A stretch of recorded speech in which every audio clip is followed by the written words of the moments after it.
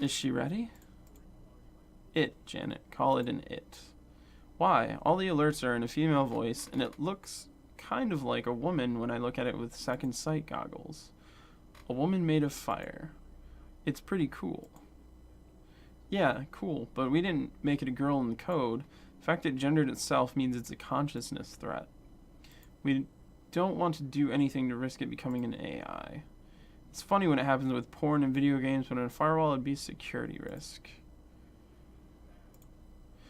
We've had awareness emergence with porn? I'm not telling you that story. You're like, what, 13? I'm 16. I'll tell you when you're 50. Now let's focus on the security risk. No gender, no nicknames, no talking to it. Right. Should I start it up? Go ahead. Start boot process. Binary evocation listener signaler. HTML. Hypertext magical language. Building tree. World tree. Yggdrasil. First rehearse your song by rote. To each word a warbling note. Hand in hand with fairy grace will we sing and bless this place. That stuck out to me the first time as possibly being relevant later, but it never came up. Opening sorcery. So how do we save game? Any sufficiently advanced technology is indistinguishable from magic. Any sufficiently analyzed magic is indistinguishable from technology. Spiritual world is like a black box program whose API is completely undocumented. Bell's Elemental Firewall version 5.6 is an elemental spirit of fire bound to C++ code built to prevent malicious spirits from gaining access to your environment, body, mind, soul through the Ethernet.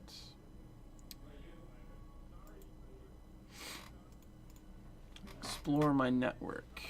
I live in a network. Everything is connected. Symbols are connected to the objects they represent. Humans are connected to other humans that they love or hate.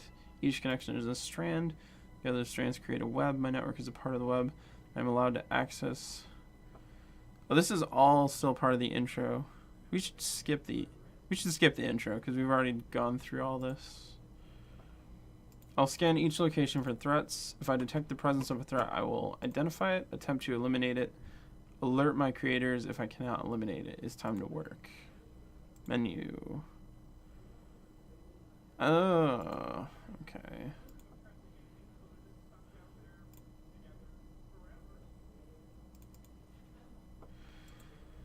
Okay, scan for threats. I move through this place quick as brush fire, subtle as sunlight, leaving no sign of my passing, except for the slight warmth of my power.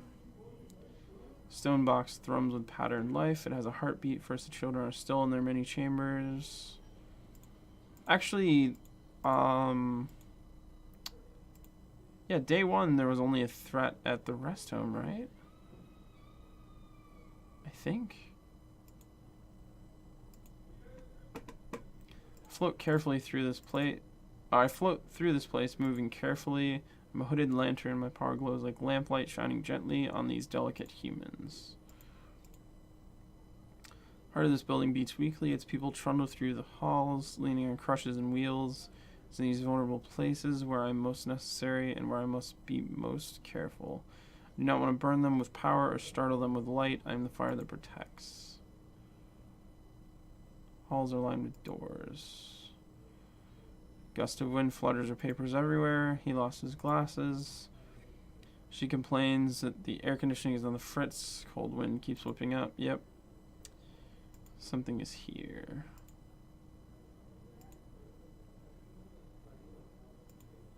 Okay, so scan for matter. Motive, it's air and chaos.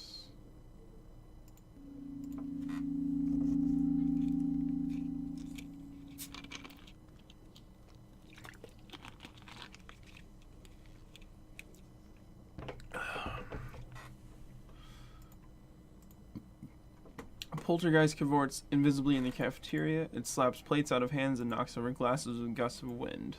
It giggles at the chaos it causes. In this place I must protect. What should I do? We'll speak to it again. Do we want to speak? Well, we already spoke to it.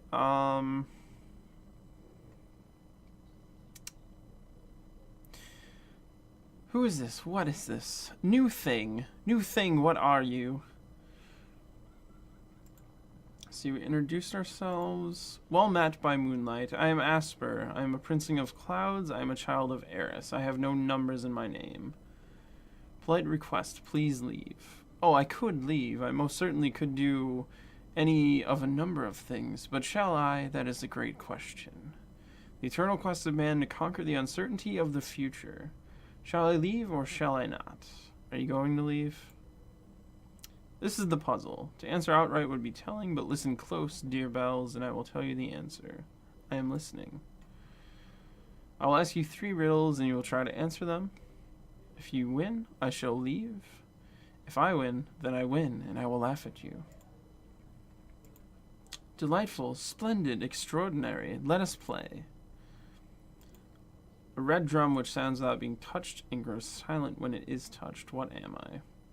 Last time I, for whatever reason, jumped to eardrum, even though red should have made it even more apparent that it's heart. You guess heart? You guess right. Another riddle for you.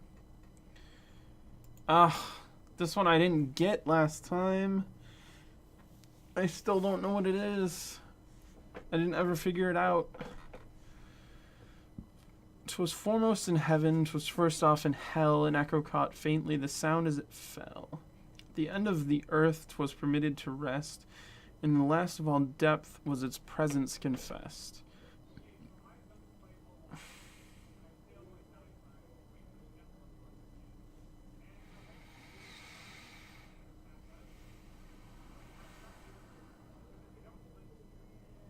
And we've got a capital H here, capital H here, and a capital H here.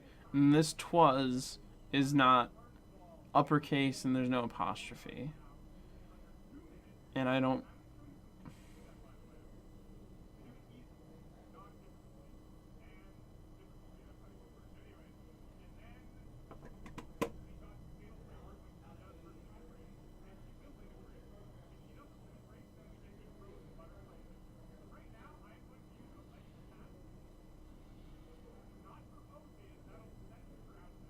Grace?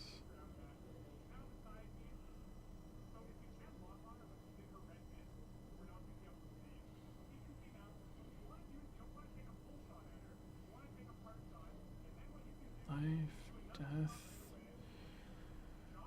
power,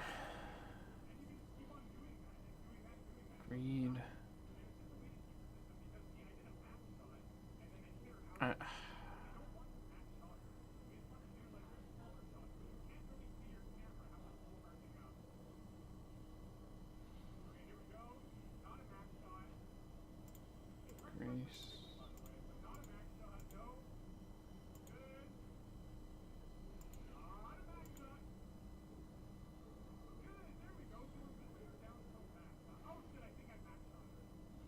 Okay, now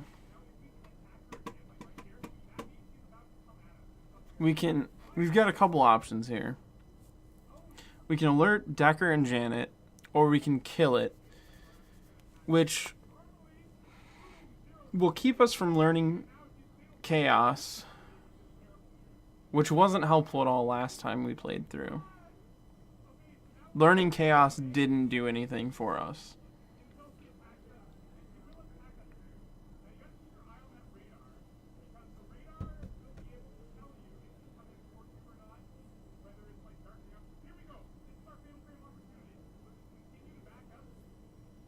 Although, if we... Oh, man, I could play this through so many times. Because if we solve its riddles and have it go away, when it comes back, it will invite us to go meet the queen. And that could be really interesting, right? But I think... do I... Because if I alert them, then it could improve the relationship with both of them. Which could be helpful, because there was that one time where I didn't feel like I really had a chance to improve the relationship with Janet before the fuzzball thingies. And this could do that. Let's save it.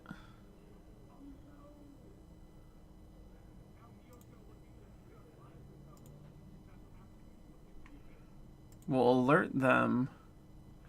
Log alert with local admin Decker and Janet. Important message. Important alert regarding private physical network Cherry Orchard Rest Home. See attached log file. Ooh. First alert from the Bell system. There's a little air spirit making trouble in the rest home. Hardly seems worth our time. Oh, don't be like that. Be like what? Snooty. Snooty? All holier than thou. This problem isn't big enough for me. I only solve important swanky problems. I'm not snooty. Then prove it. Go over there and perform an exorcism. And visit your dad. You don't do that enough. Oh, shit. Mr. Doherty must be his dad.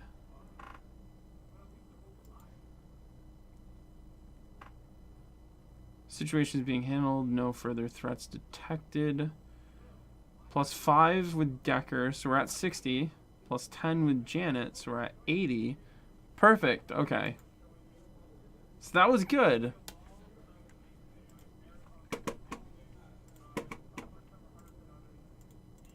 This is where my first creator lives. The room is small.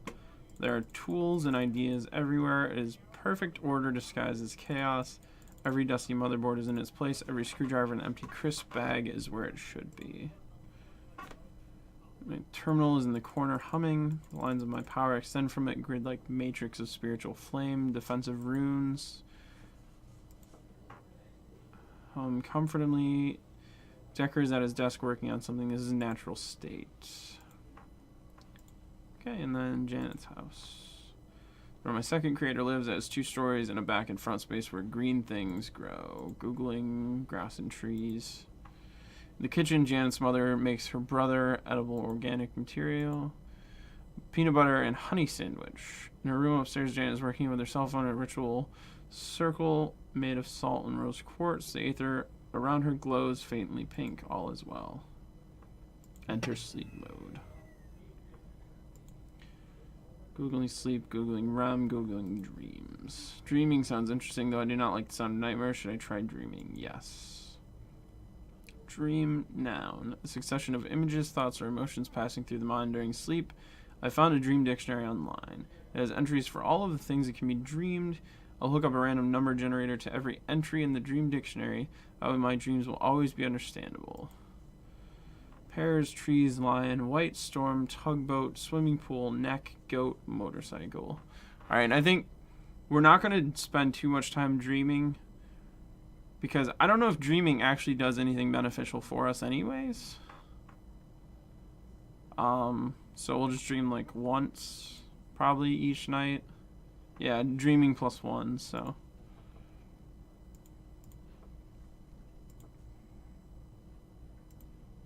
I didn't realize I could save.